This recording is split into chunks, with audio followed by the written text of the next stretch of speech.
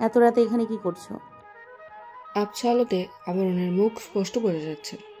কাউচে বসে শ্রেয়ানার দিকেই তাকিয়ে আছে সে, নির্বিকার ভঙ্গিমায়। এভাবে বসে থাকার জন্য এসেছো?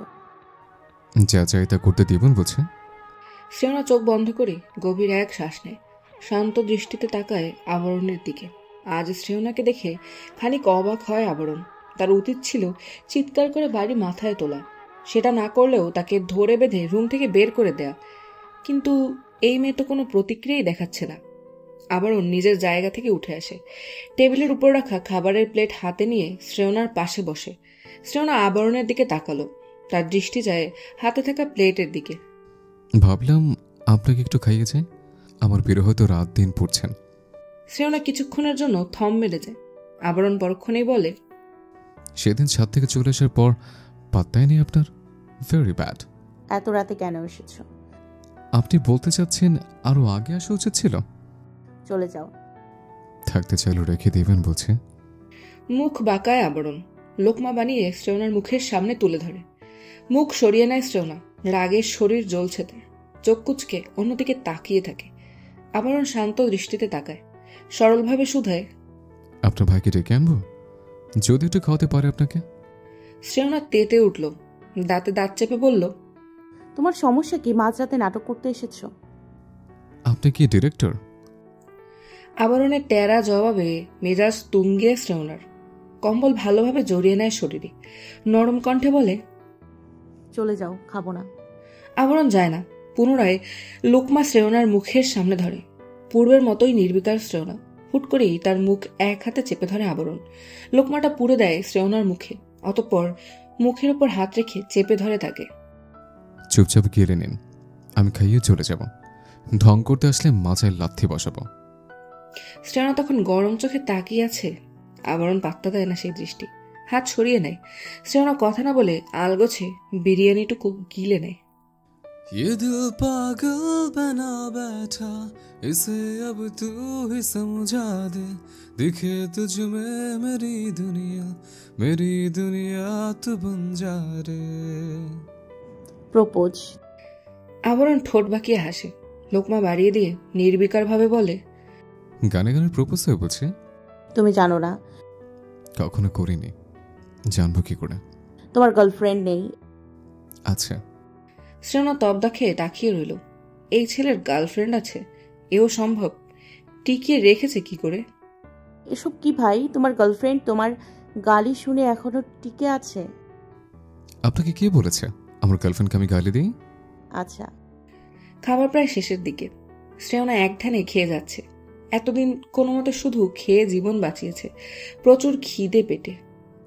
আপনি আমার সিনিয়র। ভ্রু কুচকায় শ্রেয়না, আবরণের চোখের দিকে তাকিয়ে মাথা নাড়ে। কখনো আপু ডেকেছে? না। তো আপনি ভাই ডাকেন কেন? ভেবাচাকা খেয়ে যায় শ্রেয়না, হ্যাংলার মতো চেয়ে থাকে আবরণের দিকে। ততক্ষণে আবরণ শ্রেয়নার হাতে পানির গ্লাস দিয়ে দরজা খুলে বেরিয়ে গেছে। শ্রেয়না বন্ধ দরজার দিকে তাকিয়ে থাকে। এই ছেলে ঘরে এসেছে কোন দিক দিয়ে? কি আশ্চর্য! আবরণ কোথায়? দানার আওয়াজ পেয়ে পিছনে ফিরে তাকায় মীরাব। সঙ্গে সঙ্গে বিরক্তিতে মুখ তেতো হয়ে আসে। এই মেয়ে প্রথম দিন থেকেই চিপকে আছে, সারাদিন আবরণ আবরণ করে মাথার তালু গরম করে দেয়। এই সানিটাও না, দরজা খুলতে কে বলেছে তাকে? প্রাইম মিনিস্টার আসুক, তার দরজা খুলতে হবে কেন? ছাগল একটা। সানির দিকে রক্তচক্ষু নিয়ে তাকায় মীরাব। সানি কোনো মতে কেটে পড়ে সে জায়গা থেকে। ওকে জানতো নাকি এই বেহায়া কবুতরের দানা এন্ট্রি নেবে? কথা বলছো না কেন? আবরণ বাহিরে। আমি বিশ্বাস করি না। মীরাবের কুঞ্চিত ভ্রুজোড়া শিথিল হয়, ঠাট্টা স্বরে বলে, বাপ্পারাজ ফিমেল ভার্সন। দানা পাত্তা দেয় না। ফ্ল্যাটের কোনায় কোনায় আবরণকে খুঁজতে থাকে। প্রতিটা রুম, ওয়াশরুম, ব্যালকনি, এমনকি ফ্রিজও বাদ যাচ্ছে না। মীরাবের হাতে থাকা খালি বোতলটা ছুঁড়ে মারে দানার মাথা বরাবর। ভাগ্য ভালো, লেগেও যায়। ব্যথায় মৃদু শব্দে আহ করে ওঠে দানা, যদিও তেমন লাগেনি। পরপর মাথা ডলতে থাকে। পাগল ছাগল কবুতরের ডানা, মানুষ কি করে ফ্রিজের ভেতর থাকবে? ন্যাকা। দানা চোখ পাকিয়ে এগিয়ে আসে মীরাবের দিকে। মীরাব তার থেকে অনেক উঁচু। দানা সবে ক্লাস 10, উচ্চতায় 5 ফুট 3। সেই হিসেবে মীরাবের নাগাল পাওয়া তার সাধ্যের বাইরে। দানার কপাল তর্জনী আঙুলের সাহায্যে পেছনে ঠেলে দেয় মীরাব। মুখ বাঁকিয়ে বলে, এভাবে চেয়ে থাকলে ঘাড় ভেঙে যাবে ম্যাডাম, দৃষ্টি সংযত করুন। দানা মীরাবের দিকে চেয়ে থেকেই খানিক দূরে গিয়ে দাঁড়ায়। মীরাবের কপালে ভাঁজ পড়ে। এই মেয়ে এভাবে কেন দেখছে তাকে? কিছু বুঝে ওঠার আগেই আচমকা দৌড়ে এসে মীরাবের কোলে উঠে যায়। দুপা দিয়ে আঁকড়ে ধরে মীরাবের কোমর, হাত দুটো মীরাবের চুলে। মীরাব পড়ে যেতে নিয়েও নিজেকে সামলে নেয়। বিস্ময়ে ঠোঁট দুটো ফাঁক হয়ে এসেছে, চোখ দুটো কবুতরের ডিমের মতো হয়ে গেছে। আর একটু চাপলো দানা, জোরে টেনে ধরলো মীরাবের চুল। শরীরে যেন কারেন্ট বয়ে গেল মীরাবের। অজান্তেই দানার কোমর চেপে ধরলো, চমকালো দানা। তড়িঘড়ি করে নামতে নিলেই ঠাস করে মেঝেতে পড়ে গেল। মীরাব তাকে ধরেনি, ঠোঁট ফুলে এসে হাত দুটো বগল দাবা করে বলে, তুমি আমাকে ধরলে না কেন স্টুপিড? ধরেছি দেখেই পড়ে গেলে। সোজা হয়ে বসে দানা, মাথা নিচু করে রেখেছে। মীরাব হাঁটু গেড়ে বসে তার সামনে।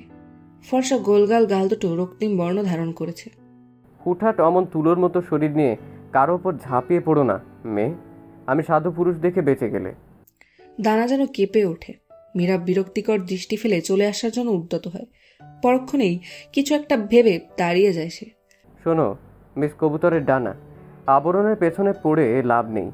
হি লাভ সামওয়ান এলস। দুপাশে মাথা দোলায় দানা। মীরাব যেন টাসকি খায়। এই মেয়ে এত দ্রুত মেনে নিল, তার কি যায় আসে?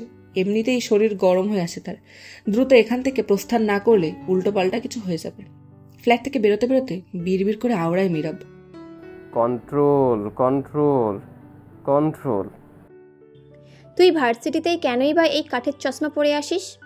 ঠেলা গাড়ির মতো সবসময় ঠেলেই চলিস। নিজেকে গুরুগম্ভীর রাখতে চাই, চোখ মুখ দেখে বুঝিস না? চশমা পরলে একটু বেশি গম্ভীর লাগে। সায়ান তার কথা শেষ করতেই প্রীতি তার বাহুতে চিমটি দেয়। সায়ান চোখ গরম করে তাকায়। প্রীতি বলে, ও চাই যেন লোকে দেখে বোঝে তার বিয়ের বয়স পেরিয়ে যাচ্ছে। সায়ান আগে আগে হেঁটে শ্রেয়নার দিকে তাকায়। চশমার জন্য গম্ভীর তো লাগছে, তবে মনে হচ্ছে না মাস্টার্স পড়ুয়া। সদ্য অনার্সে ভর্তি হওয়া তরুণীর মতো লাগছে। তার চেয়েও কি কম লাগছে বয়স? ধরতে পারে না সায়ান। 25 বছরের মেয়েকে এখনো বাসা থেকে বিয়ের জন্য চাপ দিচ্ছে না কেন?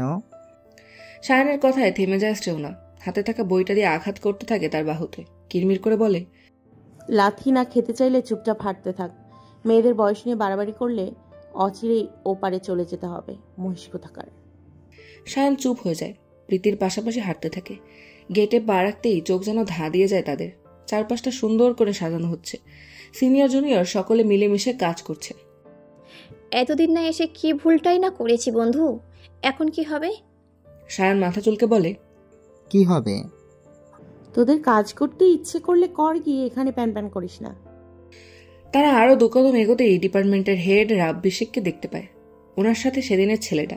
শ্রেয়নার মনে পড়ে, আর একটু হলেই দেয়ালে বাড়ি খেত। ছেলেটাই তাকে বাঁচিয়েছে। উনি কি নতুন টিচার নাকি স্যারের আত্মীয়? শুনলাম অসুস্থ তুমি, এখন শরীর ভালো? জি। ছোট করে উত্তর দেয় শ্রেয়না। মরণ দশা, সে কবে অসুস্থ ছিল? হ্যাঁ, এসব কে বলেছে স্যারকে? কাজ করবো নাকি ঘুরে দেখতে এসেছো? চাইলে হাতে হাতে কাজ করে দিতে পারো, লাস্ট ইয়ার স্মরণীয় হয়ে থাকবে। জি স্যার, করব। Good girl. মৃদু হেসে সেখান থেকে প্রস্থান করেন রাব্বিশেখ। ছেলেটা শ্রেয়নার দিকে তাকিয়েই ছিল। নাকের পাটা ফুলে আসে শ্রেয়নার। বইটা প্রীতির হাতে ধরিয়ে দেয়। ঢং করে একটা বই এনেছিল, সেটাও প্রীতির। দুজনকে রেখে শ্রেয়না স্টেজের দিকে গেল। সব সেট করা শেষ, শুধু সাজাতে হবে। অনেকেই কাজ করছে। শ্রেয়না যেতেই সবাই তার দিকে তাকিয়ে মৃদু হাসে। শ্রেয়না মুচকি হেসে তাদের সাহায্য করতে থাকে। অনেকদিন হলো তোমার দেখা নেই, কেমন কাটছে দিনকাল? শ্রেয়না হালকা মাথা নাড়িয়ে বলে, আলহামদুলিল্লাহ, তোমার কেমন চলছে? আমারও ভালো। সোহানা, ওদিকে বেশি কাজ জমেছে, চল এদিকে তোমরা দেখে নিও একটু। সোহানার হাত চেপে ধরে একটা মেয়ে তাকে ওদিকে নিয়ে চলে গেল। শ্রেয়না আপন মনে ফুলের মালা গাচ্ছে। আচমকা সাপের মতো লকলকে একটা দড়ি কেউ শ্রেয়নার গলায় পেঁচিয়ে দিল। সাপ ভেবে শ্রেয়না মৃদু চিৎকার দিয়ে ওঠে। বুকের ভেতর ধক করে ওঠে তার। পরক্ষণে লক্ষ্য করলো এটা দড়ি বা সাপ নয়, বরং বেলি ফুলের লম্বা একটা মালা। বুকে হাত দিয়ে দম নেয় শ্রেয়না। ঘাড় ফিরে পেছনে তাকাতেই আবরণকে দেখতে পায়। প্যান্টের পকেটে হাত গুজে দাঁত বের করে তাকিয়ে আছে। স্টেজের উপর চেয়ার পেতে বসে আবরণ। পায়ের উপর পা তুলে নাড়াতে থাকে। বিদায় বলে খুশি হবেন না। ভার্সিটি থেকে বিদায় দিলেও মন থেকে দিচ্ছে না, কষ্ট পাবেন না। শ্রেয়না নিজের মতো গাঁদা ফুলের মালা গেঁথে যাচ্ছে। আবরণের কথা কানে নেয় না, ফুরফুরে মেজাজটাকে নষ্ট করতে চায় না। আবরণ, আজকে দেখছি অনেক কাজ করলে। শ্রেয়নার ব্যাচমেট নীতি কথাটা বলে। তার পাশে মিহি বসে আছে। আবরণ গায়ের কালো রঙের শার্টটার হাতা গুটায়, চোখের সানগ্লাস খুলে বুক পকেটে রেখে বলে, আপনাদের বিয়েতেই বিদায় দেবার আশঙ্কা নেই, তো এখানে কাজ করে দায়িত্ব পালন করছে অ্যাজ আ ছোট ভাই। নীতির মুখ কালো হয়ে গেল। আবরণ ছেলেটা দেখতে অমায়িক, তার ছন্নছাড়া ব্যবহারে যে কোনো কিশোরীর মনে ঝড় উঠবে। সে 25 বছরের যুবতী হয়েও আবরণ জাহিদের প্রতিচ্ছবি বুকের ভেতর ঠেসে ধরে রেখেছে। ভালো লাগা ভালোবাসার নির্দিষ্ট কোনো বয়স আছে নাকি? স্টেজ থেকে ফুল ছিঁড়ে শ্রেয়নার মুখে ছুঁড়ে মারে আবরণ। চোখ পাকিয়ে তাকায় শ্রেয়না। আবরণ দাঁত বের করে হাসে, হালকা ঝুঁকে যায় শ্রেয়নার মুখের সামনে। অপ্রস্তুত ভঙ্গিমায় খানিক পেছায় শ্রেয়না। ঢোক গেলে হাতের ইশারা করে বলে, দূরে যাও, পাবলিক প্লেসে থাপ্পড় খেও না। নীতি ভ্রু কুচকে তাকায়, কোমরে হাত দিয়ে বলে, তুমি ওকে থাপ্পড় দেবে? শ্রেয়না উত্তর দেয় না। মিহি মুখ চেপে হাসে। শুধু কি থাপ্পড়, স্নেহা আপু দুটো উস্তাও দিবে আমার তরফ থেকে। শ্রেয়নার সামনে থেকে সব ফুল তুলে মিহির মাথার উপর ছেড়ে দেয় আবরণ। দাঁত চেপে বলে, কাজ নেই তুই ফটোর ফটো নে, এবার ওসব ফুল কুটে কুটে সিনিয়রকে এনে দে, হারামজাদি। আর এই যে আপনি মিস সিনিয়র, একটু উঠুন, ক্লাসে একটা মেয়ের সমস্যা হয়েছে, কিছু কাউকে ডাকছে, দেখে আসবেন, আমি গেলাম। আবরণ দাঁড়ায় না, উল্টো দিকে হাঁটা দেয়। শ্রেয়না কোমর টানা দিয়ে উঠে দাঁড়ালো। নতুন ফুল নিয়ে আসা পর্যন্ত যতটুকু সময় ফাঁকা আছে একটু ঘুরে আসা যাক। শ্রেয়না চশমা পরে নিয়ে হেলতে দুলতে নিজের ক্লাসরুমের দিকে যায়। চশমা খুলে নেয়, কিন্তু আবরণ কাদের ক্লাসরুমের কথা বলল? মুহূর্তে কনফিউশনে পড়ে গেল শ্রেয়না। আবরণ তো আশেপাশেও নেই। এই ছেলে কোথাও উড়ে গেল নাকি? যেতেও পারে, বেলুনের মতোই তো গাল দুটো। দেখা যাবে বডি রেখে কালি উড়ে চলে গেছে। আচমকা হাতে হ্যাচকা টান পড়তেই চমকায় শ্রেয়না। একটানে ক্লাসরুমের ভেতরে নিয়ে যায় তাকে, আর ঠাস করে দরজা লাগিয়ে দেয়। দিনের আলো প্রবেশ করছে না কক্ষটায়। সকল জানালা টাইট করে বন্ধ করা। কেউ কালো পর্দা টাঙিয়ে দিয়েছে বলে মনে হচ্ছে। শ্রেয়না নড়াচড়া করছে। তার দুহাত অজ্ঞাত লোকটার হাতের তলায় পড়ে আছে। ছটফট করতে থাকে অনবরত। মুখের ভেতর ধুকধুক করছে, শরীর অস্থির হয়ে আসছে, কাঁপছে শ্রেয়না। ছাড়ুন, কে আপনি? হাত ছাড়ুন। লোকটা কথা বলে না, দরজার সাথে ঠেস লাগায় শ্রেয়নার পিঠ। চাইলেও চেঁচাতে পারছে না। লোকজন জমা হয়ে গেলে কলঙ্ক রটবে। তাছাড়া এই ছেলে তাকে ছাড়ছেও না। অপারগ লাগছে শ্রেয়নার। সেটা বোঝাতে দিলে তো চলবে না, না হলে পেয়ে বসবে। ছাড়ুন প্লিজ। চাপা স্বরে আর্তনাদ করে ওঠে শ্রেয়না। লোকটা তার নরম কোমর চেপে ধরে। নিঃশ্বাস আটকে আসে শ্রেয়নার। গাল বেয়ে পানি গড়িয়ে পড়তে থাকে। গভীর শ্বাস নেয় শ্রেয়না। থামে না সে। অনবরত লোকটার জ্যাকেট ছুটতে থাকে। থমকে যায় শ্বাস প্রশ্বাস। কম্পিত কণ্ঠে বলে, আপনি আপনি চিঠি। লোকটা আরেকটু টেনে নেয় নিজের দিকে। তার পরনে জ্যাকেটের মতো কিছু, মাথায় টুপি আর মুখে মাস্ক। শ্রেয়না সারা মুখে হাত বোলায়, হাতও কাঁপছে তার। শ্রেয়নার কাঁপা হাত অজ্ঞাত লোকটা নিজের হাতের মুঠোয় নিয়ে নেয়। আপনি সেই না? বলুন। এই ঘ্রাণ আমি চিঠিতেও পেয়েছিলাম, বলুন না। শ্রেয়না ব্যাকুল কণ্ঠে শুধায়। লোকটা কথা বলে না। শ্রেয়না মাথা রাখে প্রশস্ত বুকটায়। ঠোঁটের কোণে হাসি ফুটে ওঠে। বুকের ভেতর তখনও ধরফর করছে তার। অবিশ্বাস্য ঠেকছে। লোকটা অবশেষে তার কাছে ধরা দিল। শ্রেয়নার কোমর পেঁচিয়ে আরো গভীর আলিঙ্গনে আবদ্ধ হয় দুজন। শক্ত করে চেপে ধরে শ্রেয়নাকে। শ্রেয়নার তুলতরে শরীরটা যেন নড়ে উঠল। কেঁপে কেঁপে উঠছে শ্রেয়না। নিজেকে ছাড়াতে চাচ্ছে না। আজ সারাদিন এভাবে থাকলেও তার অসুবিধা হবে না। কি এক ছেলে মানুষের ইচ্ছে জাগলো তার। সে তো টিনেজারদের মতো বিহেভ করছে। প্রত্যেক প্রেমিক প্রেমিকেরাই তো কিশোর কিশোরী। তারাও চলে সেভাবে, ভালোবাসে নিবিড়ভাবে। একটু অবহেলায় গুটিয়ে যায়, একটু কাছে পাবার বাসনায় শত শত দিনও পার করে দিতে পারে।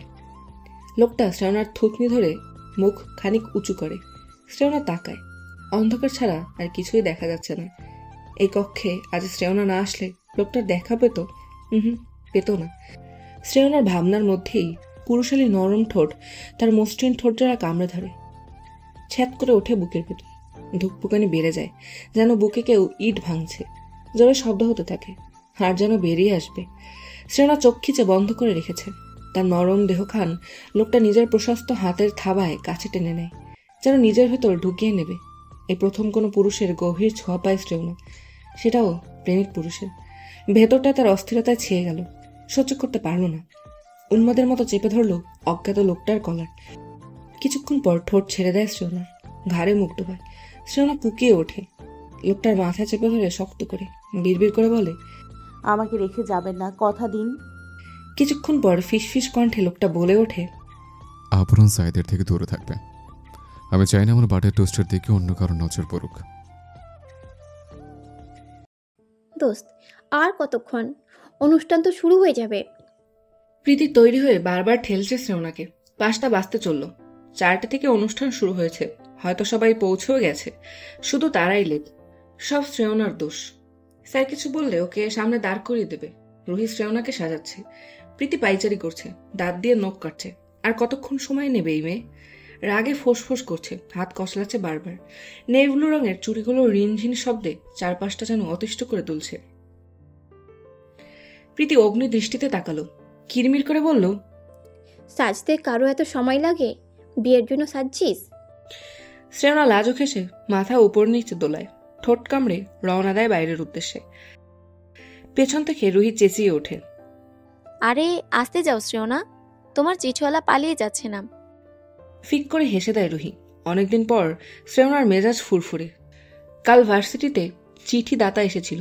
সাক্ষাৎ পেয়েছে শ্রেয়না। আবরণ আর ছেলেটা এক নয়। সে কি খুশি! চিঠিদাতা আজ তার সাথে দেখা করবে বলেছে। কাল সারা রাত রুহির মাথা খেয়েছে। কত স্বপ্ন বুনে ফেলেছে মেয়েটা। তাদের ডিপার্টমেন্টের সকলেই এক রঙের শাড়ি পরেছে।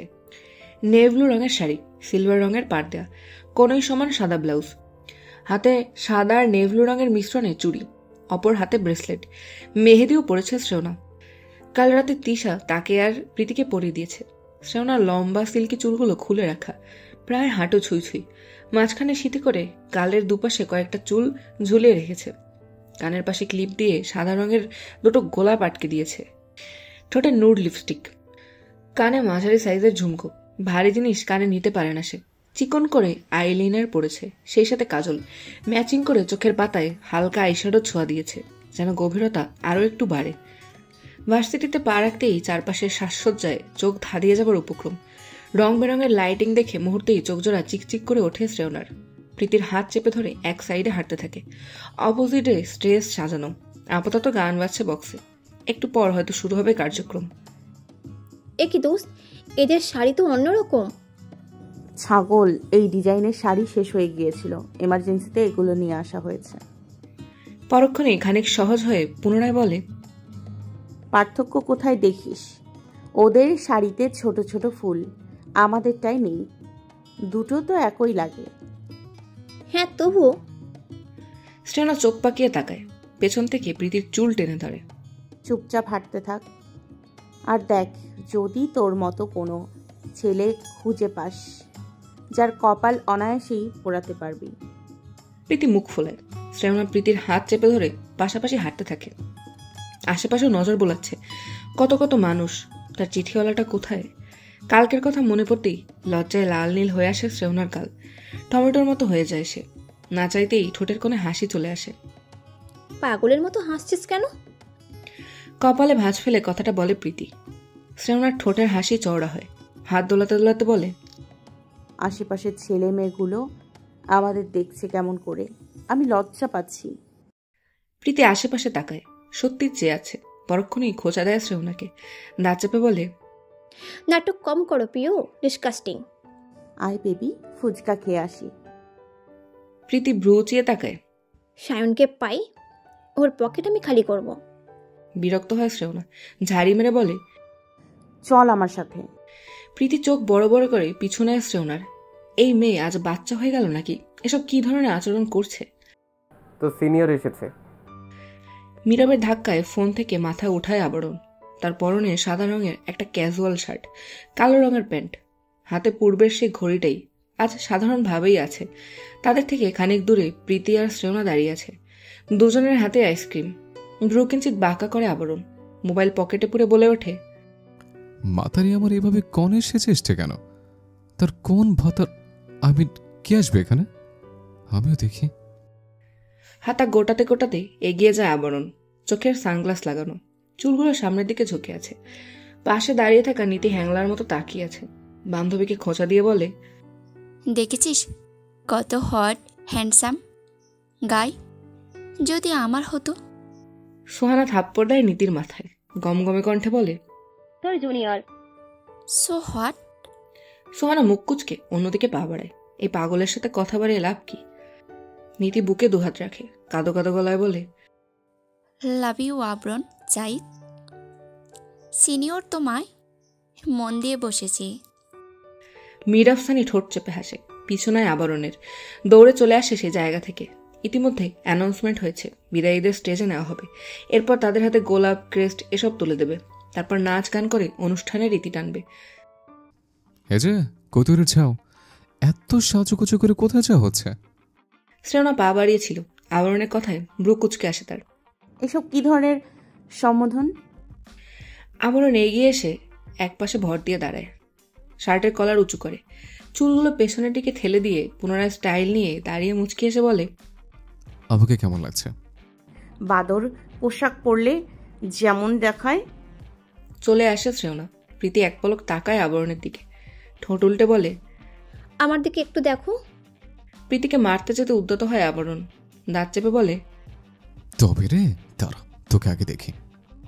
প্রীতি মা গো বলে দৌড়ে শ্রেয়নার পিছু পিছু চলে গেল। আবরণকে অভিশাপ দিতে ভুলল না। তোমার কপালে পেট মোটা বউ ছুটবে আবরণ জাহিদ। উঠতে বসতে টানাটানি করবে তোমার চুল নিয়ে, গাল ধরে লটকে থাকবে, বদমাস ছেলে। আবরণ কোমর দোলায়, দাঁত দিয়ে নিচের ঠোঁট চেপে ধরে। পরমুহূর্তে বলে, আমার বউ আমার গাল চুল ধরে টানবে না তো বড়টা ধরে টানবে? চুলের গাল কার জন্য বানাচ্ছি রে হারামের বাচ্চা? পরের বার চোখের সামনে আসলে চুল আগুন ধরিয়ে দেব তোর। চেতিস না। মীরাবের হাত ঝাড়া মেরে কাঁধ থেকে সরিয়ে দেয়, দু কাঁধ উঁচিয়ে বলে, সানের গলায় ক্যামেরা ঝোলানো। সে হাসি মুখে আবরণের ছবি তুলতে থাকে।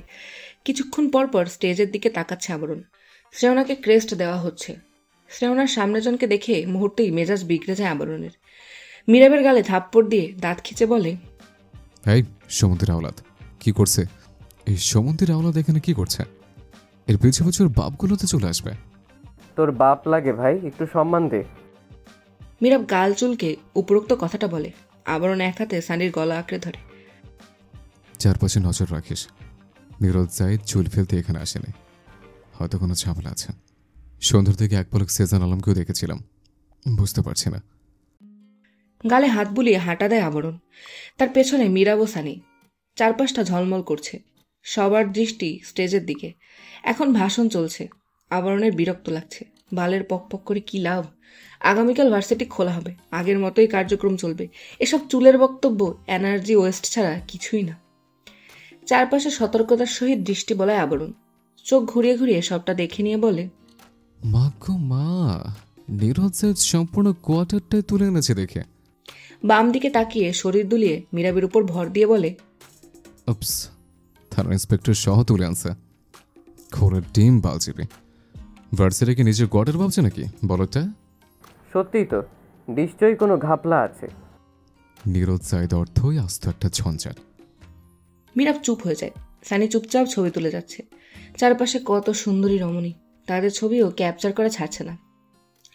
ঘুরতে ঘুরতে মাঠের অপর প্রান্তে চলে আসে আবরণ। এদিকটায় আলো তেমন নেই, আবার কমও নেই। সবকিছু বোঝা যায় এমন আলো আছে। মোটা গাছটায় হেলান দেয় আবরণ। গাছের গোড়ায় মীরাব বসে আছে। সানি ওখানে দাঁড়িয়ে থেকেই ছবি তুলছে। ডানে বামে তাকায় আবরণ, চুলে হাত বোলায়, গুনগুন করে গান গাইতে থাকে। গাছের অপোজিট সাইডে আওয়াজ হতেই ভ্রু কুচকে আসে আবরণের। মীরাব যেতে চাইলে হাতের ইশারায় থামিয়ে দেয়। নিজে গিয়ে গাছের পেছনে দাঁড়ায়। সঙ্গে সঙ্গে চোখ দুটো রসগোল্লা হয়ে আসে আবরণের। ঠোঁট কিঞ্চিত ফাঁক হয় তার। বিস্মিত কণ্ঠে বলে, ও আল্লাহ, হ্যাঁ শালি কই তুরি, কার সাথে লটকালট কি করছেন? শ্রেয়না লম্বা চুল টেনে ধরে অজ্ঞাত লোকটার থেকে ছাড়িয়ে আনে তাকে। সিনিয়রের শরীরে অন্য পুরুষের ছোঁয়া লেগেছে ভাবতেই শরীর কাটা দিচ্ছে তার। শ্রেয়না ঝটকা দিয়ে নিজেকে ছাড়িয়ে নেয়। এরপর তাকায় সামনের লোকটার দিকে, সেদিনকার ছেলেটা যে কিনা তাকে দেয়ালের বাড়ি খাওয়া থেকে বাঁচিয়েছিল। তোমার সমস্যা কি? আমার বয়ফ্রেন্ড, আমি যা ইচ্ছে করব, তুমি বলার কে? শ্রেয়নার কণ্ঠ ঝাঁঝালো, চোখ গরম করে তাকিয়ে আছে আবরণের দিকে। মীরাব মূর্তির মতো দাঁড়িয়ে আছে। শ্রেয়না এখানে এসে তার বয়ফ্রেন্ডের সাথে লুতুপুতু করছে। দেখে বোঝা যায় না মেয়েটার বয়ফ্রেন্ড আছে। আচমকায় শ্রেয়নার গাল চেপে ধরে আবরণ। দাঁত চেপে ধমকে বলে ওঠে, বয়ফ্রেন্ড? এক মুহূর্তে বয়ফ্রেন্ড কোত্থেকে ছুটালে আমার কৈতরে? নাটকছো তো খুকুমনি। কি করছো ইডিয়েট? ছাড়ো ওকে। ছেলেটা ছাড়াতে আসে আবরণকে। শ্রেয়না নিষেধ করে হাত দিতে। বহু কষ্টে বলে, এগোবেন না, আমি চাই না এই নোংরা লোকের সংস্পর্শে আসুন আপনি। আবরণ ছুঁড়ে ফেলার মতো করে শ্রেয়নাকে ছেড়ে দেয়। নিজেকে ছাড়া পেয়ে দুগালে হাত পোলায় শ্রেয়না। দ্রুত শ্বাস নিচ্ছে। চোখ পাকিয়ে তাকায় আবরণের দিকে। আবরণ এগিয়ে এসে দাঁত চেপে বলে, এভাবে তাকাচ্ছিস কেন? চোখ তুলে নেব। তোর ভাইয়ের ভালো, বল এটাকে কবে জুটিয়েছিস? আর কয়টা কোন কাছে চেপা লুকিয়ে রেখেছিস? আবরণকে ধাক্কা দিয়ে পেছনে ঠেলে দেয়। এক আঙুল লুচিয়ে বলে, আমার পার্সোনাল ম্যাটারে নাক গলাবেন না। আমরা দুজন দুজনকে আগে থেকেই ভালোবাসি। নিজের চরকায় তেল দাও। আবরণ এক ভ্রু উঁচায়, কোমরে এক হাতে ভর দিয়ে বলে, আচ্ছা, কিভাবে আপনাদের প্রেম হলো? আমি শুনি লাভ স্টোরি। তোমাকে কেন বলবো? শ্রেয়ান, চলে এসো তুমি। এখান থেকে চলে যাওয়াই ভালো হবে। ছেলেটার দিকে তাকায় শ্রেয়না। নরম কণ্ঠে বলে, একটু দাঁড়ান। এই বদ এমনিতেই পিছু ছাড় লোক না। ভালো ধারণা আমার সম্পর্কে। এখন ছটফট বলুন, কিভাবে দেখা পেলেন এই মাদার চোটটার সাথে? চট করে থাপ্পড় বসায় শ্রেয়না। মীরাব এ পর্যায়ে খানিক এগিয়ে আসে। তাকে দাঁড় করিয়ে দেয় আবরণ। নির্বিকার ভঙ্গিমায় বলে, চোটটাকে আগে কখনো দেখিনি। প্রপোজ কে করেছে? নিশ্চয়ই গাজকরটা। একদিনে এত প্রেম কোথা থেকে আমদানি হলো গো কৈতরি? শ্রেয়নার শরীর যেন রাগে গরম হয়ে আসে। শরীর মৃদু কাঁপছে। ইচ্ছে করছে চড়িয়ে বেয়াদবটার দাঁত ফেলে দিতে। মুহূর্তেই নিজেকে শান্ত করে শ্রেয়না। পরিস্থিতি হ্যান্ডেল করতে হবে, না হলে উল্টো পাল্টা কিছু হয়ে যেতে পারে। শোনো আবরণ, আমরা একে অপরকে ভালোবাসি। বিরক্ত করছো কেন তুমি? শান্ত দৃষ্টি নিক্ষেপ করে আবরণ। শ্রেয়নার সুন্দর চোখ জোড়ায় পানি যেন চিকচিক করছে। চোখ বন্ধ করে নীরবে দীর্ঘশ্বাস ফেলে আবরণ। কপালে এক আঙুল চেপে ধরে। পরক্ষণেই শ্রেয়নার কথায় তালুক গরম হয়ে যায় তার। শান্ত চোখ জোড়া জ্বলে ওঠে। হ্যাঁ, শুভ্রই প্রপোজ করেছে আমায় চিঠির মাধ্যমে। আমাদের বাসায় চিঠি পাঠাতেন উনি। সেখান থেকেই দুজন দুজনকে ভালোবেসে ফেলেছি। হয়েছে তোমার, শুনেছ? এবার মুক্তি দাও। কেউ কিছু বুঝে ওঠার আগেই ঝপাং করে শ্রেয়নার পিঠে 3টা কিল বসিয়ে দেয় আবরণ। কান টেনে ধরে বলে, ওরে চুন্নি বলের ছানা, চিঠি আমি দেই লুতুপুতু করে সোর সাথে? প্রেম কর হলে আমার সাথে কর। ওই খনকের ওলাদের সাথে ডলাডলি করছিস কেন হারামজাদি? এত তোর বিরতির শখ? হায়, আজ তোর শখ মেটাই। এরপর শুভ্রর দিকে গরম চোখে তাকিয়ে চিবিয়ে চিবিয়ে বলে, এতদিন দুধ মাছ দিয়ে বিড়াল পুষছি আমি, তুই শিকার এসেছিস ভুলিয়ে ভুলিয়ে আমার কুতুরকে ছিনিয়ে নিতে। আর এই মাথারে তো সাক্ষাৎ ঘষেটে বেগমের ফুলকপি। ব্যাপারটা এমন হয়ে গেল না, আমার বিলে আমাকে বলে মেও। আজ তোর দুধ দাঁত ভাঙবো, চল।